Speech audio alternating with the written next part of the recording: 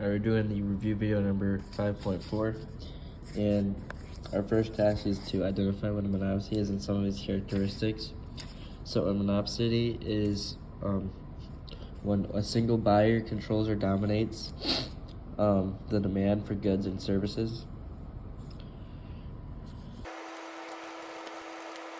And some of the characteristics include one firm hiring workers.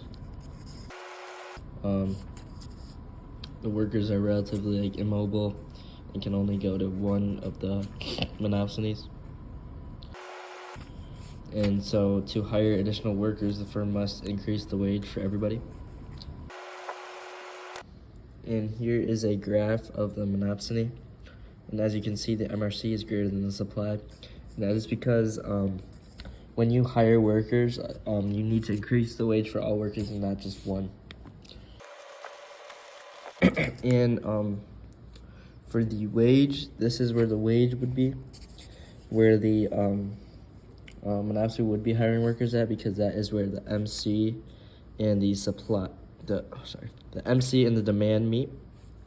And going down to supply, that is where it intersects, and that's where the wage would be.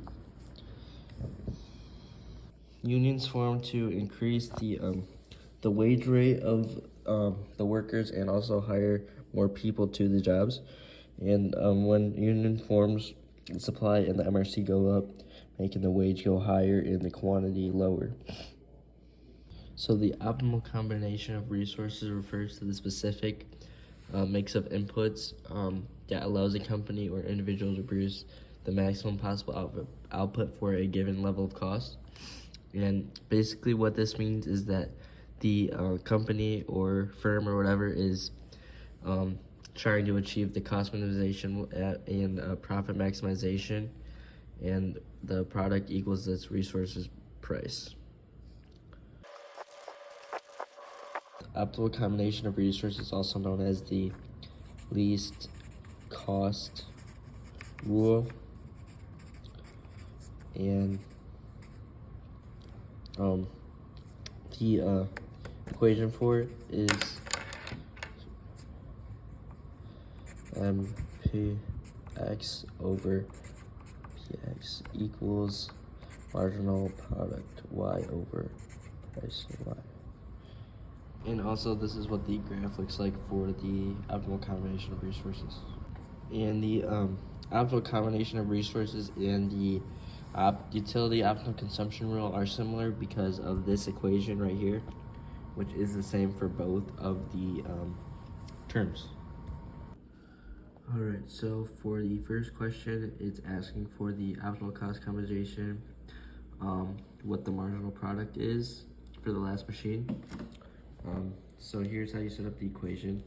As 70 is the marginal product for X, and the price or the wage for the worker is $14. And the marginal product of Y is what we're trying to find. So that is, I just plug in as X. And then $50 per machine is the wage for the product Y. From here, we'll solve it. So I'll just do it like this. So 14x, I'll cross multiply, equals 3,500. Let me do this on the computer real quick.